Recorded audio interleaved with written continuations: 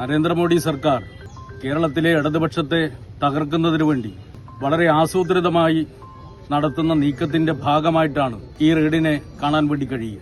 കഴിഞ്ഞ കുറേ കാലമായി പാർട്ടിയുടെ ഏറ്റവും സമുന്നതനായ നേതാവ് സഖാവ് പിണറായിക്കെതിരെ അദ്ദേഹത്തിന്റെ കുടുംബത്തെ വെച്ചുകൊണ്ട് എന്തെങ്കിലും ഒന്ന് കിട്ടുമോ, അങ്ങനെ എന്തെങ്കിലും ഒന്ന് കിട്ടി അതിനെ അടിസ്ഥാനപ്പെടുത്തിക്കൊണ്ട് അദ്ദേഹത്തെ ഇ.ഡി. സാധാരണ ചെയ്യാറുള്ള തിരക്കഥ തയ്യാറാക്കി അദ്ദേഹത്തെ തകർക്കാൻ വേണ്ടി കഴിയുമോ എന്ന് കുറെ കാലമായി പരിശ്രമിച്ചുകൊണ്ടിരിക്കുകയാണ്.